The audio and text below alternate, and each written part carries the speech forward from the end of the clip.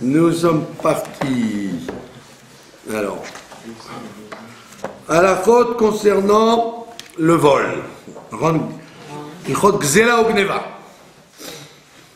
On a dit que c'était très important, parce que c'était la réparation des relations humaines.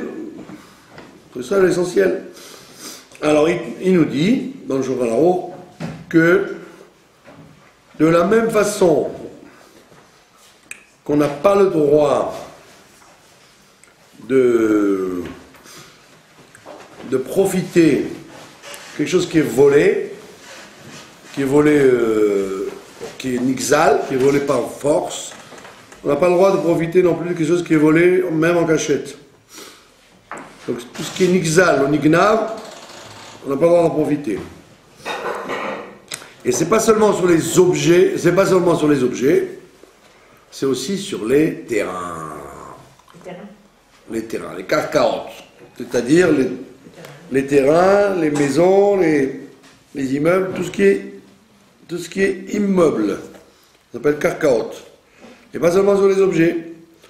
Il découle de cela que si quelqu'un, par exemple, il habite dans une maison, et que dans cette maison, vous savez qu'elle est volée. C'est-à-dire qu'elle est volée, ça veut dire que, par exemple, personne ne paye pas son loyer. Ne paye pas son loyer. Et il dit, pas envie de payer le loyer, donc, et le propriétaire insiste et il ne paye pas. Évidemment, quand le propriétaire il n'a pas encore fait des démarches, donc il est gêné et il ne touche pas son argent.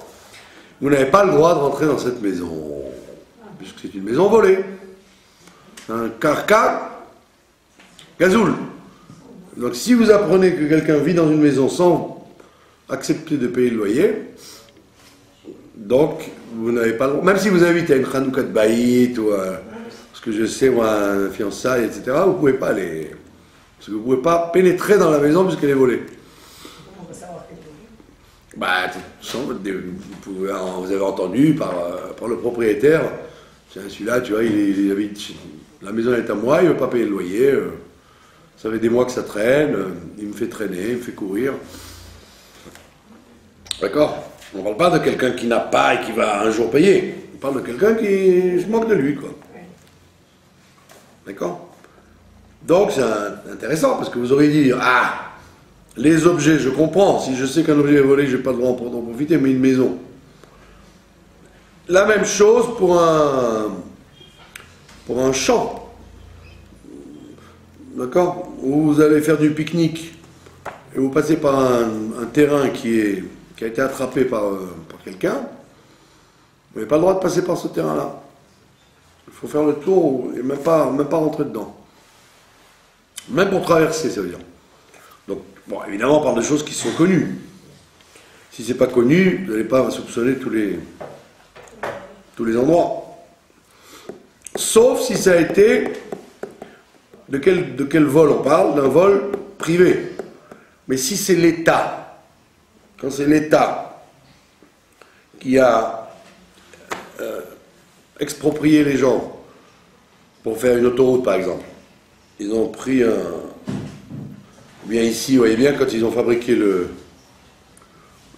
tramway, il y a toute une partie des immeubles de la rue Yafo qu'ils ont démolis. Donc ils n'ont pas accepté les protestations des habitants. D'accord? Alors quand c'est l'État, là on ne peut rien dire. Sauf si l'État pouvait faire autrement. Mais si l'État ne pouvait pas faire autrement et qu'il a dédommagé les gens, alors là, ça ne s'appelle pas Gezel. Maintenant, si l'État a décidé lui-même, comme les autoroutes qui passent n'importe où, là, ça ne s'appelle pas du Gezel, puisque le gouvernement, il a le droit de faire ce qu'il veut. C'est censé être pour le profit du public. Donc vous avez le droit de traverser et d'utiliser un terrain volé exproprié par l'État. D'accord? Donc rappelez-vous de cette halakha curieuse que si un voisin ou un parent à vous, il est réputé pour ne pas payer ses loyers, vous ne pouvez pas aller chez lui. Vous ne pouvez pas rentrer chez lui. Deuxième cas de figure, le cas des objets qu'on vous vend. Vous voyez une espèce de promotion, vous avez une promotion et ça vous semble louche. D'accord? Alors, il vous dit comment savoir? Il vous dit si les gens qui vendent en cachette, c'est ils ne mettent pas le stand devant tout le monde, mais ils précisent entre eux, sors l'objet puis tu le recaches. Cache-le, sors-le, cache-le, sors-le, cache-le. Donc ça c'est présomption de vol. Donc vous n'avez pas le droit d'acheter ça. D'accord? Dans tous les cas de figure, que ce soit de l'agriculture, vous avez par exemple des gens qui vendent des olives dans le chouk. Des olives qui ont été cueillies. Alors, soit les gens qui les ont emmenés, ils ont secoué l'olivier. À Jérusalem, par exemple, vous avez plein d'oliviers. Oui, c'est bien. Et des tas de gens, ils viennent et ils secouent l'olivier, ils prennent les olives. Et ils les vendent. Alors, comme en règle générale, c'est des oliviers qui sont à l'abandon, donc vous avez le droit d'acheter de chez eux, puisque ça n'appartient à personne. Donc eux, ils se sont permis de les prendre, ben le droit. Mais si vous voyez que, quand il y a le contrôleur du chouk, ou quand il vous vend ses olives, il vous les vend en dessous le manteau, comme on dit, c'est probablement qu'il a pris ça d'un endroit qui n'était pas autorisé. Et dans ce cas-là, il ne faut même pas lui demander d'où ça vient. Il ne faut pas acheter. D'accord? Troisième cas de figure, on est toujours dans les lois de vol. Vous faites un travail pour quelqu'un. Vous êtes couturière, par exemple. Vous êtes couturière et donc on vous dit, le travail, je te paye tant, et la matière, tu vas m'acheter par exemple 10 mètres de tissu. D'accord? Tu vas m'acheter 10 mètres de tissu, ou bien vous estimez qu'il faut 10 mètres de tissu. Du fil, des boutons, tout un matériel que vous avez acheté. Donc il y a une différenciation entre le travail et les objets qu'il a fallu, la matière. S'il n'y a pas de différence, si c'est global, si c'est une commande globale, où on vous dit voilà, je te donne 1000 shekels, tu me fais une robe. Donc puisque c'est 1000 shekels la robe, peu importe ce que vous avez acheté, comment vous l'avez fait, si vous l'avez fait à minuit, le Shabbat, à Purim, ça ne me regarde pas, moi je donne 1000 shekels, je prends la robe. Mais si la personne a différencié en vous disant le travail c'est tant, maintenant la matière c'est tant. Donc vous, comme vous êtes la couturière, vous allez donc acheter de la matière. Une fois que vous avez fini le travail, il vous reste de la matière. Il vous reste de la matière. Si la matière qui vous reste pourrait faire quelque chose avec, vous pourriez faire encore une petite veste ou un gilet avec le tissu qui reste, ou le fil qui reste, il est assez long pour faire encore beaucoup de réparations, vous devez rendre la matière à la personne qui vous a commandé.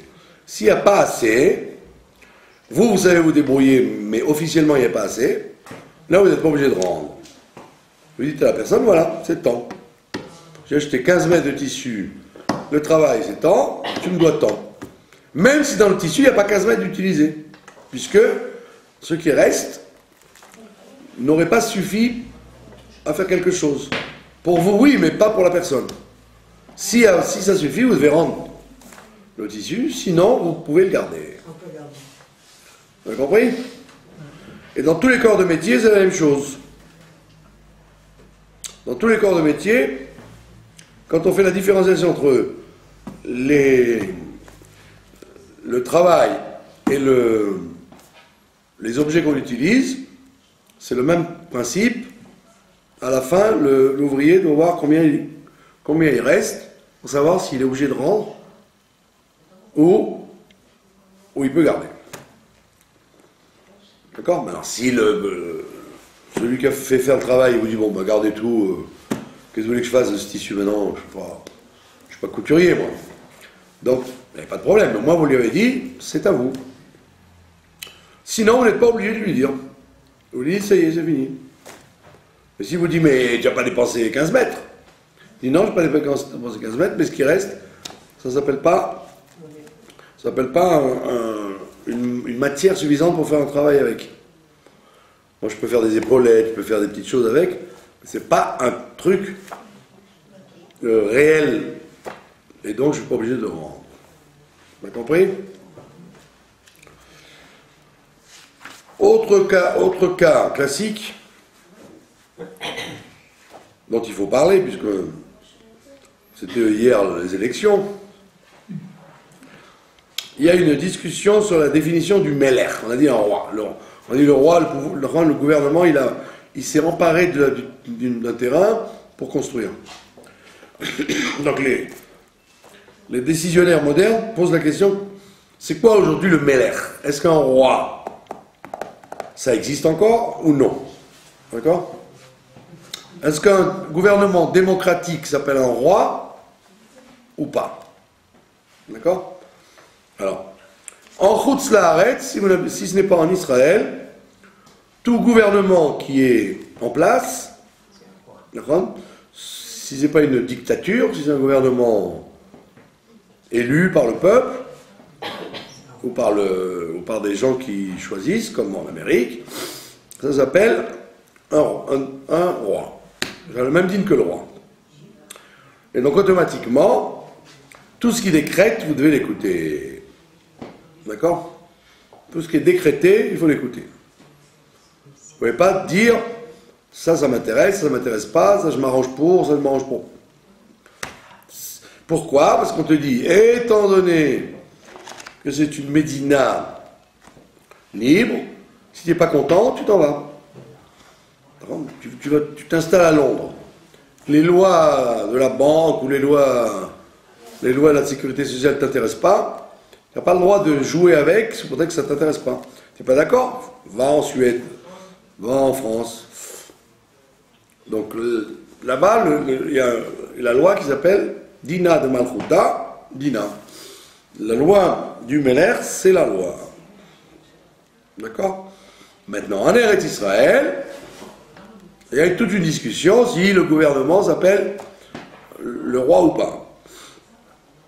Parce qu'au temps du roi Shlomo, par exemple, on dit le roi Shlomo, c'était bien au début, mais après il a attrapé tout l'argent qu'il pouvait de tout le monde pour payer ses frais privés. Donc il était très mal vu à la fin. Et donc les rois qui ont suivi, c'était en vérité des dictateurs. Ils amenaient la police et ils prenaient l'argent aux gens. D'accord? Donc est-ce que, oui ou non, un gouvernement en Israël s'appelle un roi ou pas? Alors on te dit, c'est une discussion entre les Tosfot. Il y en a qui disent que oui, que les rois juifs c'est comme des rois goy, il faut les écouter. Et d'autres disent non. Le roi juif, il a un statut d'associé. Il n'a pas un statut de Melech sur vous, parce que le Melech a tous les droits. Il a un statut d'associé. Donc il est censé faire les choses en association. D'accord?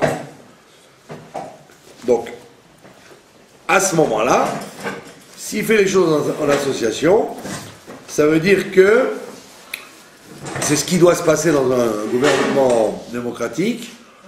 Toute loi qui doit passer, elle doit être votée par le Parlement. D'accord? Donc c'est ce qu'on appelle un eskem, c'est un accord qu'il y a. Quand vous avez voté, vous avez donc donné un mandat à X pour faire telle et telle chose. Donc, vous êtes en association avec lui, vous avez voté pour lui, donc les décisions qu'il prend, vous êtes d'accord avec elle. D'accord? Maintenant, quand c'est des situations dans la ville, c'est différent que des situations du pays. Dans la ville, il y a une gestion différente, al-pi halakha, de la situation générale du pays. Ce pas les mêmes dinim. Donc dans la ville, le conseil de la ville, ce qu'on appelait à l'époque les touvés haïr, les notables, c'est eux qui décidaient combien on devait donner d'argent aux pauvres, quel jour on devait fermer le marché, tous les détails de la ville étaient gérés par le touvé haïr. Et donc, ça indigne d'obligation. D'accord? Vous devez vous plier à ça. Parce que c'est le tova, c'est pour le bien du peuple. Maintenant, quand c'est au niveau de la Médina, quand c'est au niveau d'un pays entier, d'accord? Vous êtes, comme vous êtes en association, donc, tout ce que font les gouvernements, vous êtes obligé de l'accepter. Si vous n'êtes pas d'accord, vous ne pouvez pas être d'accord, mais vous ne pouvez pas prendre les armes pour aller tuer le chef du gouvernement. Maintenant, ça c'est le cas général. Maintenant, dans le détail, il y a une distinction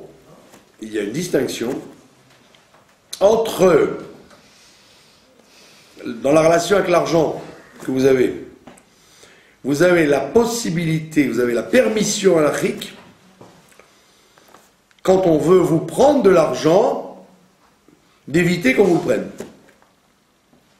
D'accord? Ça veut dire, on vous impose telle somme à payer. D'accord? Quand on vous impose une somme à payer, vous n'êtes pas obligé d'aller bêtement dire oui, je vais la payer. Vous pouvez vous arranger pour ne pas la payer. Comment ça? D'accord? Vous dites non, je vais payer la moitié, je vais payer moins, etc.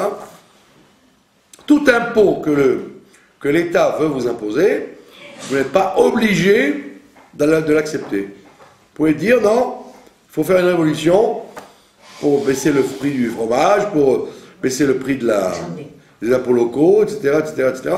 Vous n'êtes pas tenu de dire ah, le gouvernement a dit on paye tant, je paye tant. Si vous pouvez vous arranger de ne pas payer un impôt qu'on vous impose, vous avez le droit de le faire. D'accord? Mais ça, c'est-à-dire, vous avez le droit de vous sauver des impôts, vous avez le droit de vous sauver des impôts. C'est ce à quoi d'ailleurs servent les experts comptables. Un bon expert comptable, c'est quelqu'un qui est censé jouer avec les lois pour éviter au maximum de vous faire payer. D'accord? Donc on voit bien que ça c'est de bonne guerre.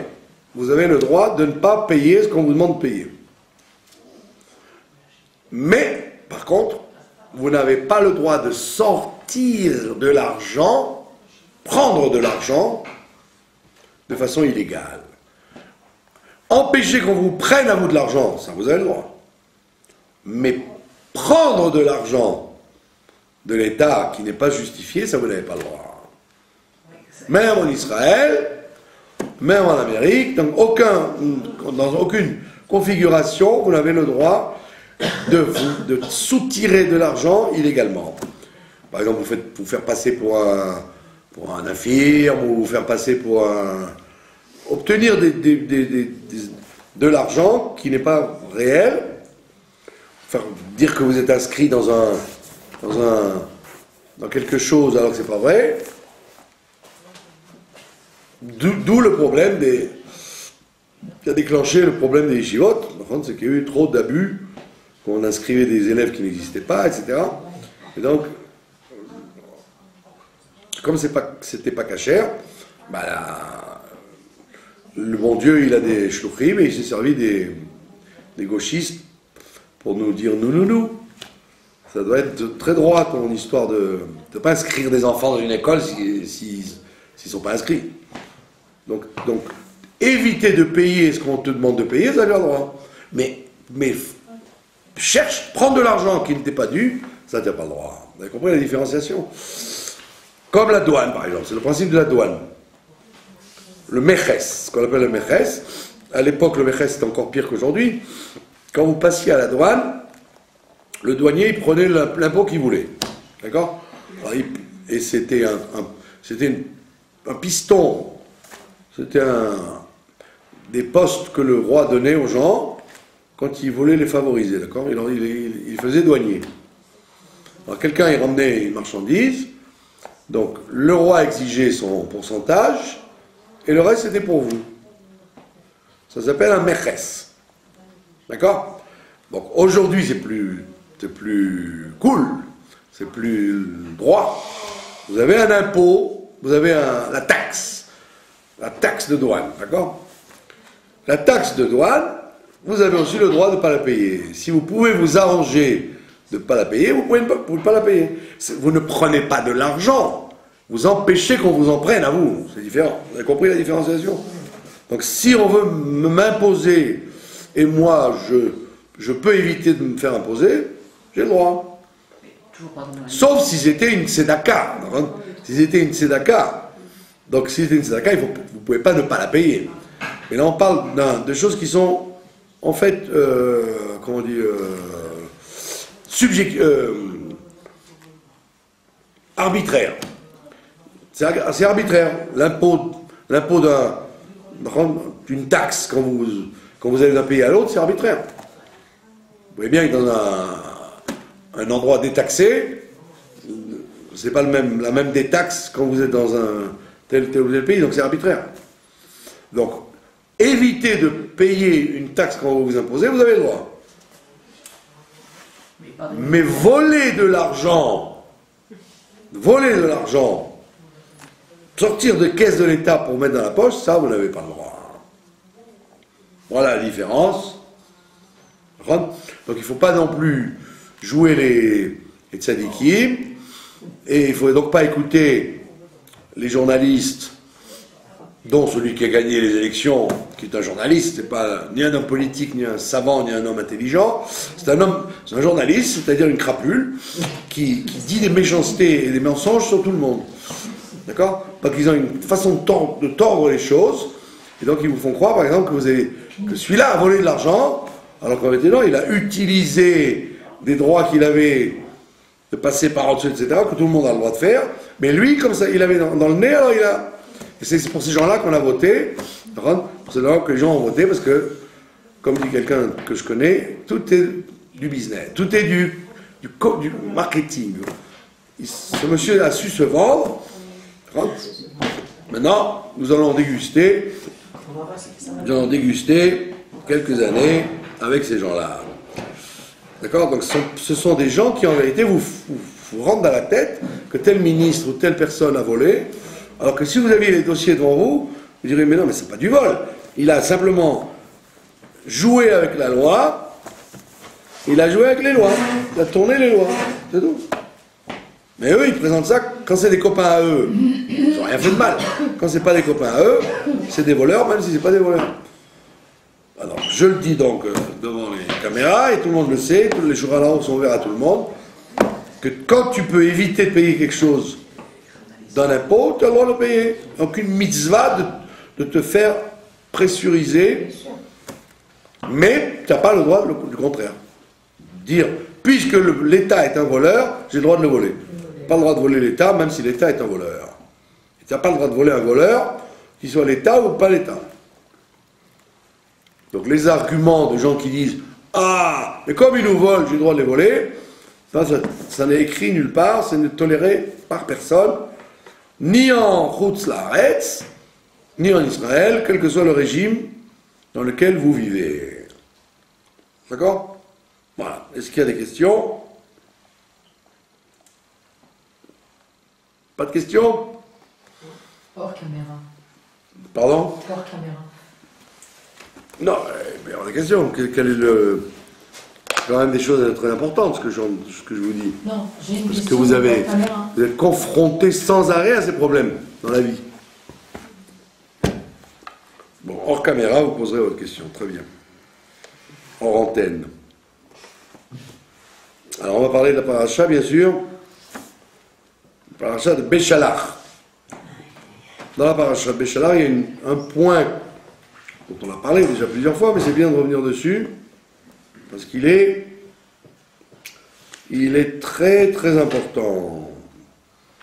Après le passage de la mer Rouge, d'accord?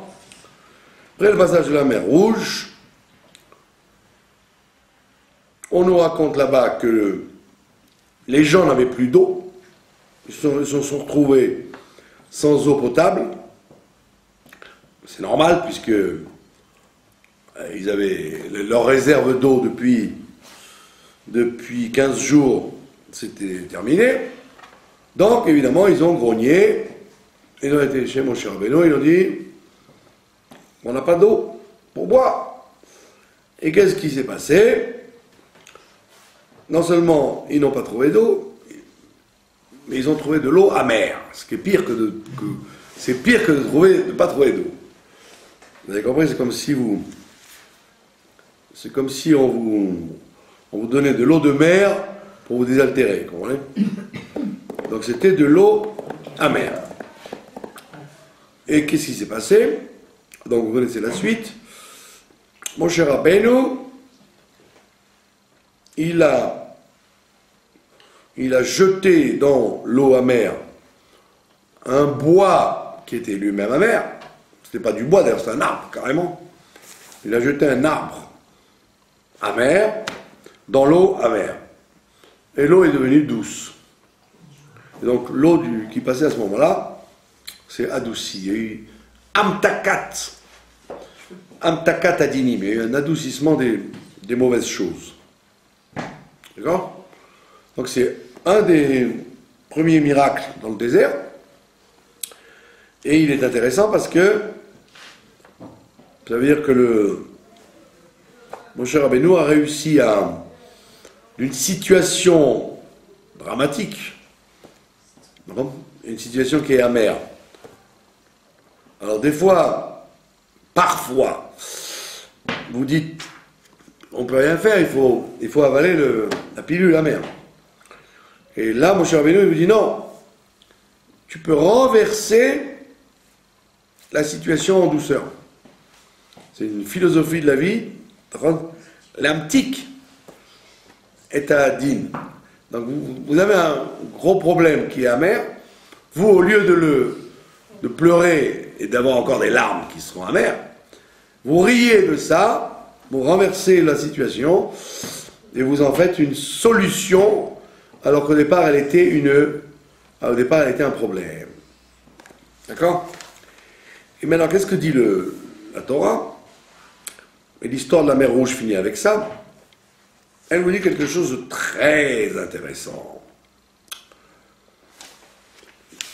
Dieu dit à Moïse, il dit, Im shamoa, enfin il dit au peuple, Im shamoa tishma, le kol Hashem Elokecha, si tu écoutes la voix de l'Éternel ton Dieu, Ve'ayashar be'enav ta'aseh, et tu fais les choses droites à ses yeux, pas les choses droites à tes yeux, les choses droites à ses yeux. Ve'ayashar be'enav ta'aseh, tu fais les choses droites à ses yeux. Ve'azantar le mitzvotav, et si tu écoutes ses mitzvot, Ve'shamarta kol chukav, et si tu respectes bien comme il faut ces lois incompréhensibles. Alors cette phrase magnifique, Kol hamachala, toute maladie, toute la maladie, Asher samti bemitzrayim, que j'ai mise sur les Égyptiens, que c'était encore frais dans leur tête, donc ils ont vu les 10 plaies, toutes les maladies que les Égyptiens ont pris sur la tête, Lo asim alecha, la maladie en question, je ne te la mettrai pas sur toi, comme je l'ai mis sur les Égyptiens. Ki ani Hashem rofecha, parce que je suis l'Éternel, ton médecin. D'accord? Car je suis l'Éternel, ton médecin. Donc évidemment, tout le monde pose la question, et c'est ça qui va nous occuper. Puisqu'il vient de dire, si tu fais ce que je te dis, d'accord? Tu fais ce qui est droit à mes yeux, tu suis mes lois, tu respectes mes commandements, toutes les maladies que j'ai mises sur les Égyptiens, je ne te les mettrai pas sur toi. Parce que je suis ton médecin. Ben, si je ne te les mettrai pas sur toi, j'ai pas besoin d'un médecin. D'accord? Quand est-ce qu'on appelle le médecin? C'est quand quelqu'un a mal quelque part. D'accord? Si il appelle le médecin est en droit de lui dire « Où avez-vous mal, monsieur ?» S'il dit « Non, non, tout va très bien, mais je vous appelle. » Vous m'appelez alors. Donc il te dit « À quoi ça sert de dire « Car je suis l'Éternel, ton médecin » puisque tu viens de m'annoncer que tu ne me mettras pas les maladies sur moi. » D'accord? Donc c'est une question qui s'impose. D'accord? Alors là, la Chassidoute explique que dans les maladies, il y a deux façons. Il y a deux façons dans la maladie. Il y a la maladie qui vient à cause des fautes. Toutes les maladies, d'ailleurs, viennent à cause des fautes. D'accord? Sauf, vous savez très bien, sauf les maladies liées au froid et au chaud. Les maladies liées au froid et au chaud, le courant d'air, le fait de sortir sans écharpe ou sans manteau, d'accord, ou rester trop longtemps au soleil, etc. Les maladies dues au froid et au chaud, ça, elles ne sont pas dues aux fautes. Elles sont dues à la négligence des hommes. Donc si quelqu'un s'enrhume ou s'attrape une insolation, il n'a pas besoin de chercher qu'est-ce qu'il a fait de mal. La seule chose qu'il a fait de mal, c'est qu'il a négligé les lois de la nature, qui sont le froid et le chaud. D'accord? Donc quand quelqu'un s'attrape une grippe ou un rhume ou un coup de soleil qui n'est pas besoin de dire oh là là, il faut que je vérifie mes mésouzotes ou j'ai du mal à me conduire, c'est pour ça qu'il m'est arrivé ça. Non, le froid et le chaud ne sont pas liés avec des fautes et sont dus à la négligence parce que tu dois faire attention. Donc, tout ce qui n'est pas ça, automatiquement vient d'une faute. Alors, c'est soit une faute officielle, c'est-à-dire une mitzvah particulière qu'on n'a pas faite, ou qu'on a transgressée, ou alors, l'une des fautes les plus graves de la galoute, le fait de ne pas être joyeux, le fait d'être contrarié. Le fait d'être contrarié, c'est c'est la plus grande faute qui amène le plus de maladies d'ailleurs. D'accord? Donc les gens disent, non, il y a les mitzvot et il y a la simcha. La simcha elle-même, c'est une mitzvah tellement grande que c'est elle qui souvent empêche les autres fautes et les maladies, quoi. Donc, quelqu'un qui est malade, c'est parce qu'il a fait une faute. Donc, la cause, c'est la faute, la conséquence, c'est la maladie.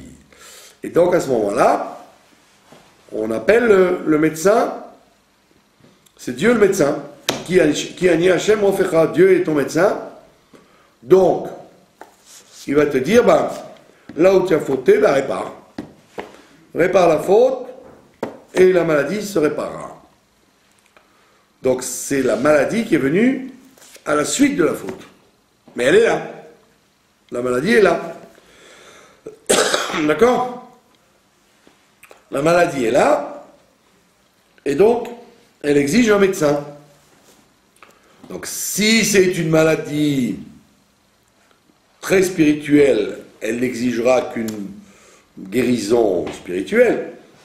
Si c'est une maladie qui a atteint ce monde-là, comme on a vu tout à l'heure, les relations humaines, c'est la faute a traversé le monde spirituel, elle est rentrée dans ce monde-là. Donc la maladie du vol, la maladie la faute du vol, la faute de tromper son prochain, tous les sujets qui sont liés avec ce monde-là, qui sont donc des choses pas seulement spirituelles, mais des choses matérielles. Quand tu voles, bah tu interviens dans le monde. Alors qu'une faute spirituelle, elle peut rester en haut longtemps, quoi. Donc si c'est une faute spirituelle, tu la répares avec du spirituel. Si c'est une faute matérielle, tu dois la réparer avec du spirituel et avec du matériel. Et donc il arrive quelquefois que la maladie va devenir physique. Quand la faute était physique, la maladie peut devenir physique.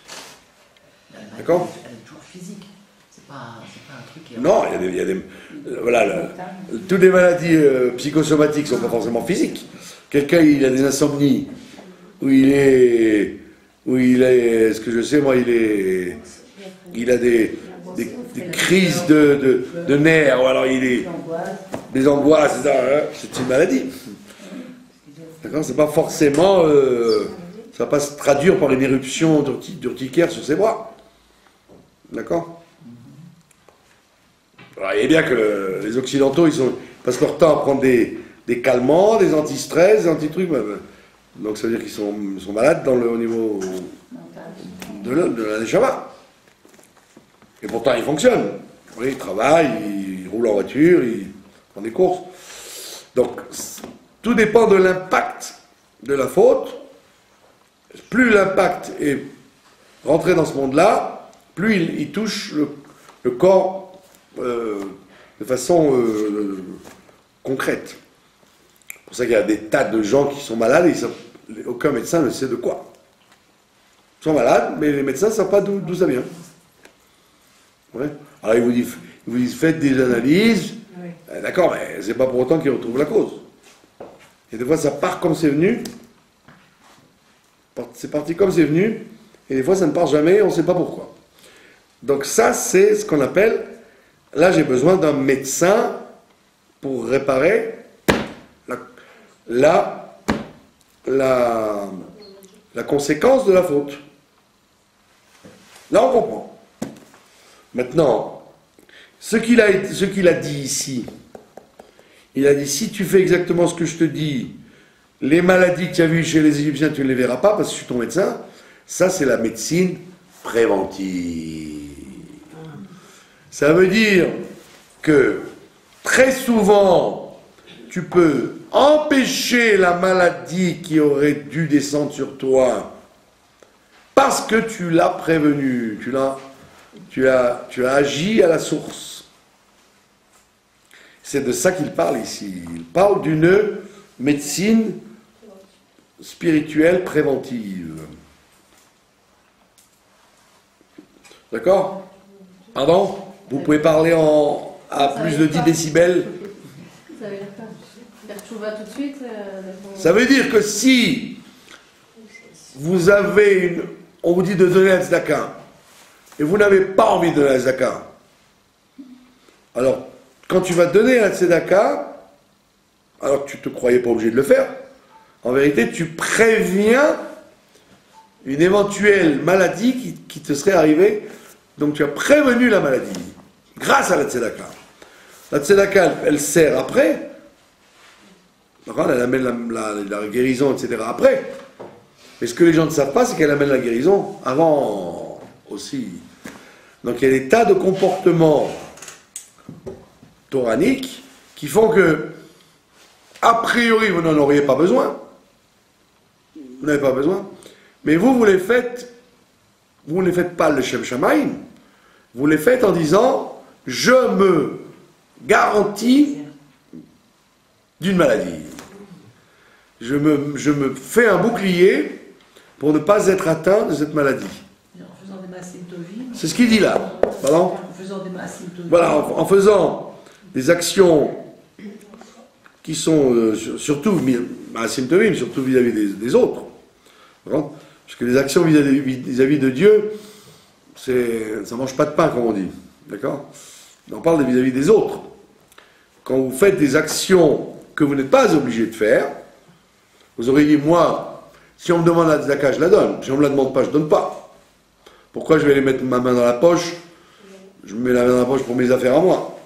On te dit, non, mets la main dans ta poche et avec une intention qui n'est pas le Shem Shamaim. C'est-à-dire avec l'intention de prévenir le problème. Tu aurais dit que c'est dégoûtant. Il se fait passer pour un généreux personnage, il a donné la tzedaka à quelqu'un, mais en vérité il l'a fait avec une intention que d'en haut on lui a empêché une maladie de descendre. Alors c'est ce qu'il te dit ici, il te dit fais-le. C'est très bien, fais-le. Fais-le. C'est ça que je t'encourage à faire des refouotes, des médications avant les maladies. Donc, par exemple, quand tu vas étudier une Torah qui ne t'intéresse pas, un truc qui ne t'intéresse pas, mais en vérité, ce truc-là, tu vas en avoir besoin de ces 4. Pas maintenant, mais bientôt. Dans une situation que tu n'avais pas imaginée. Donc, tu as prévenu, au lieu de répondre à une question qui va se présenter, tu réponds à la question avant qu'elle se présente. Ça, c'est dans la Torah, dans les mitzvot et surtout dans les ma'asim tovim, dans les bonnes actions que tu fais avec les uns et les autres. C'est ce qu'on appelle une médecine préventive. Et c'est pour ça que dans le Hayom Yom, le petit livre qui s'appelle Hayom Yom, il amène à propos de la situation des Bnei Israël devant la mer. Il dit que devant la mer, tout le monde était paniqué. Personne n'a agi comme il faut, parce que tout le monde était dans la panique. Ça s'appelle la Béala. Ils étaient Béala. Pardon ? Il y avait de quoi être paniqué. Je ne sais pas, je ne me rappelle plus. Je me rappelle que du film. Donc, c'est vrai ça fait peur. Hein. Mais on voit que même Moshe Rabbeinu est paniqué. Tout le monde est dans la panique. Il n'y a aucune réaction qui est droite, qui est comme il faut. Et là-bas, il dit, le système intellectuel et le système émotionnel sont deux ennemis. Le système intellectuel, comme c'est écrit dans les livres du Moyen-Âge, le cerveau il est froid et humide, alors que le cœur il est sec mais chaud mais sec. Donc c'est deux contraires totalement. Le cerveau, il est froideur et comment on dit, et énergie quand même. Il y a une énergie mais froide. Il y a un fonctionnement cérébral. Alors que les émotions, c'est chaud, mais c'est sec. Ça veut dire qu'en vérité, c'est brusque, c'est brutal. Et donc, on te dit, quand tu fusionnes les deux, tu rends ton cœur intelligent ou tu rends ton cerveau sensible. Quand tu fusionnes les deux, alors il te dit à ce moment-là, comment on appelle ça? la froideur devient direction, la froideur du cerveau devient une direction dans la vie, Moreder, ça devient un guide pour toi, et la Béala, c'est-à-dire la panique, devient Sheifa, devient une propension de l'émotion vers quelque chose. Donc tu transformes la froideur du cerveau, puisque tu l'as imbibé de sentiments, tu le transformes en Moreder, en guide. Et le contraire, avec le cœur, au lieu que ce soit une panique qui fait n'importe quoi, comme disait le maréchal, comment il s'appelait, maréchal Lyoté, il disait, nous sommes pressés, prenons notre temps. Comme nous sommes pressés, prenons notre temps. Sinon, quand vous êtes pressé, ben vous avez oublié la clé sur la porte, vous avez perdu plus de temps, ça vient de la panique. Alors que si vous aviez fonctionné en disant, calmons-nous, prenons notre temps, nous allons gagner. D'accord ? Ah ben à ce moment-là, automatiquement, le cerveau devient un guide et le cœur devient, au lieu d'être un lieu de panique, il devient un lieu d'enflammement pour des bonnes choses. Et vous voyez que dans toute cette affaire, le seul qui arrive à faire ce travail devant la mer Rouge, c'est Moshe. Parce que Dieu lui dit, Matitsa Kelai, arrête de crier sur moi. Arrête de crier sur moi. Donc on voit bien que Moshe, il criait lui aussi. Donc il était en état de... Prière, non, c'était de la prière, c'était de la prière, non. D'accord, mais Dieu lui dit, qu'est-ce que tu paniques là avec ta petite fille là, on n'a pas besoin de ta fille là. Et là, mets ton bâton, étends ton bâton. Ça veut dire, calme le jeu. Donc même pour Moshe Rabbeinu, il y avait un travail. Pas comme on croit.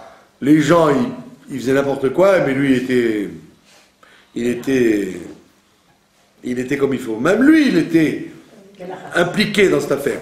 Il était belachatz. Même lui, il était désarmé. Qu'est-ce qu'on est, où on est là maintenant? Qu'est-ce qu'on doit faire? Qu'est-ce qu'il nous reste à faire? Donc c'est pour ça qu'on te dit. Donc on te dit en vérité ce que le passouk nous dit. Toute maladie que j'ai mise sur les Égyptiens, je ne la mettrai pas sur toi. Ça veut dire ça, c'est un travail que tu dois faire tout le temps. La mère des maladies, c'est la panique émotionnelle. C'est elle la mère des maladies. D'accord? Donc quelqu'un qui est très calme à l'intérieur, tout en n'étant pas froid. Il est calme à l'intérieur. Donc automatiquement, il fait une fusion de du sang qui tourne bien dans l'organisme, et automatiquement, il arrive à cette situation il va comprendre qu'il faut prévenir les maladies avec des bonnes choses, et donc automatiquement, au lieu de paniquer, parce que qu'est-ce que les gens ils font? C'est quand ils ont un drame, un problème, une inquiétude, alors ils vont voir un baba, ils vont au cotel, ils commencent à paniquer après coup. Alors on te dit, au lieu de paniquer après coup, sois métachmen, prépare ton coup, quand tout va bien encore. Quand tout va bien, prépare ton programme un programme préventif d'anti-maladie. D'accord? Il y a beaucoup de gens qui ne pensent pas à faire ça. Ils se disent, si ça se présente, j'agirai en conséquence. Pourquoi je vais donner la zaka maintenant? Pas envie. Si X tombe malade dans la famille, je donnerai l'argent à ce moment-là. On dit, non, donne-le maintenant, c'est dommage. Qui a Hashem offerra, je te guéris avant que tu ne sois malade. D'accord? Et ça, c'est la force d'un médecin, d'ailleurs. Un vrai médecin, c'est quelqu'un qui vous prévient de comment ne pas avoir la maladie. Pas simplement qui sait la diagnostiquer et la soigner quand vous l'avez. Vous avez compris? Donc, c'est très important cette histoire de ce verset en question, puisqu'on vous donne deux façons d'avoir une relation avec les maladies, et donc c'est très clair. Ça ne nous semble pas clair, nous, aujourd'hui, parce qu'on a l'impression qu'il y a un décalage à cause du libre arbitre. Il y a un décalage, vous voyez. Quelqu'un, vous avez l'impression qu'il fait les mitzvot et il est malade. Quelqu'un, il fait n'importe quoi, il fait que pique-padre et il est en bonne santé. Vous allez leur dire, c'est pas tellement en relation la maladie avec la faute. D'accord? On a dit oui.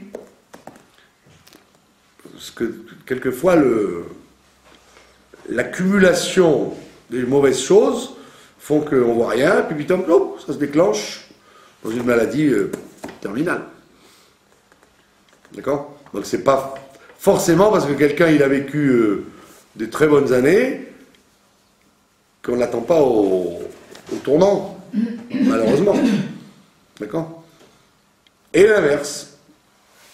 Quelqu'un que vous voyez soi-disant, oh mais il fait toutes les mitzvot comme il faut, comment ça se fait qu'ils sont malades?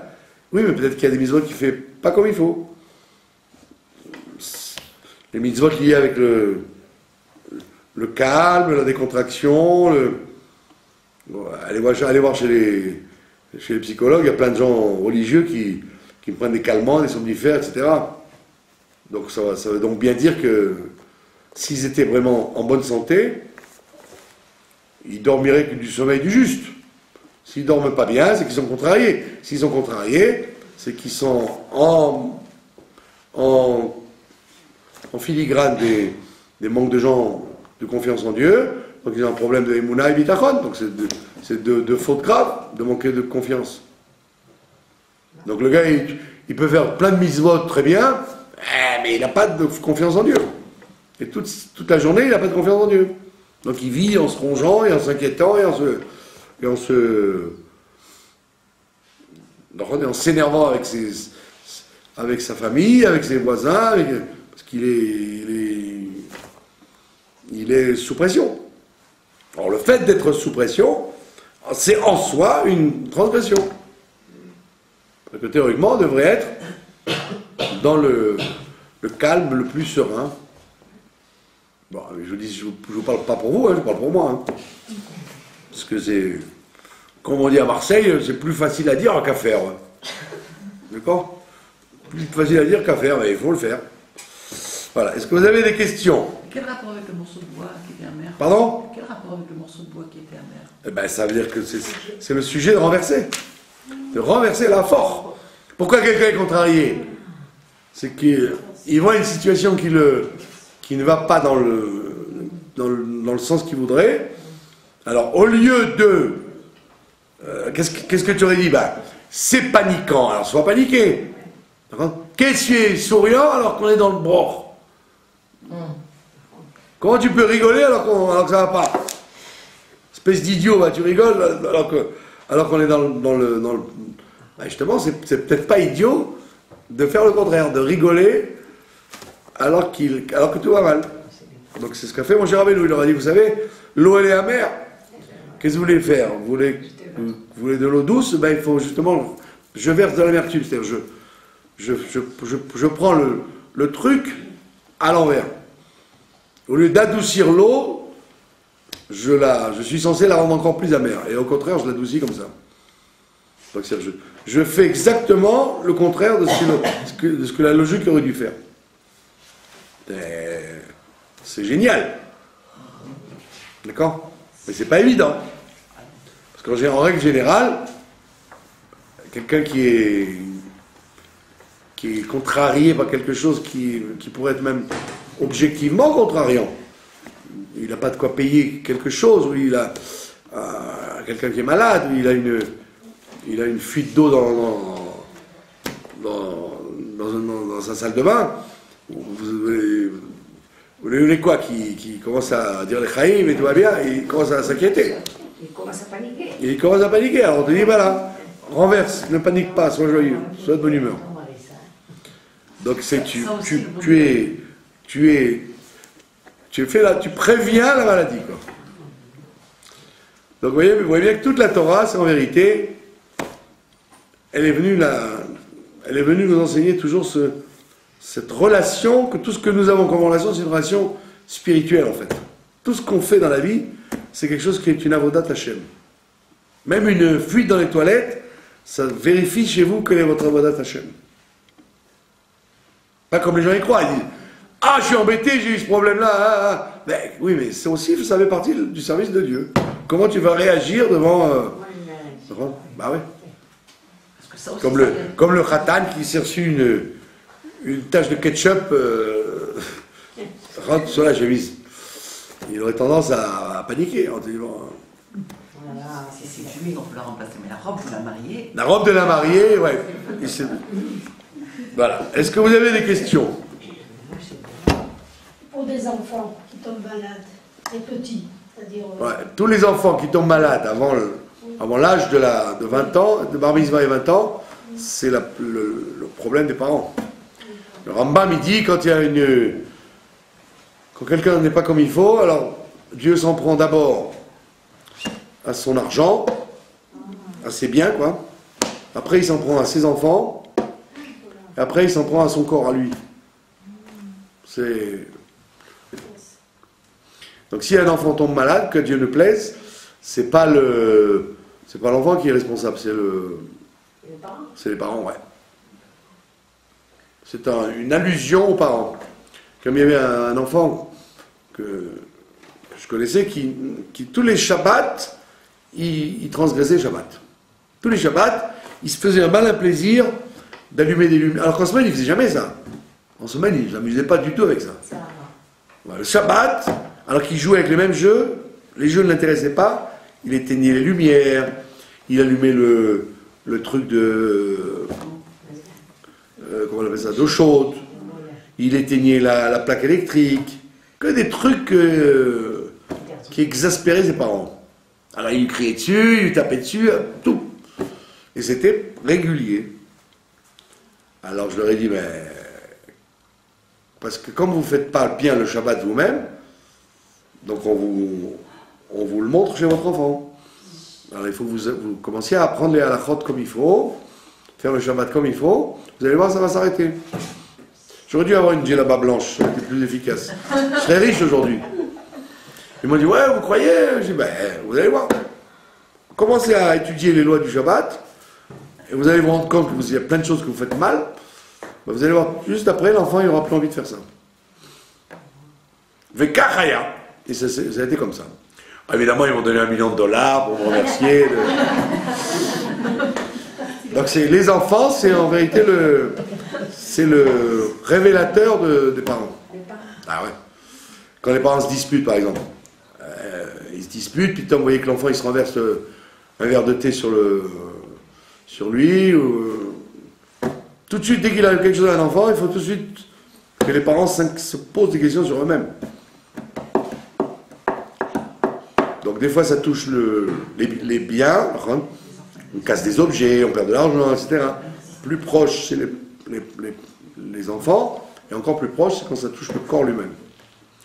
Voilà, donc, Be'ezrat Hashem, Shabbat c'est Tu Bishvat, le nouvel an des arbres. Donc, Dieu nous apportera l'arbre que nous attendons tous, le Mashiach qui s'appelle Tzemach David, le rejeton de David.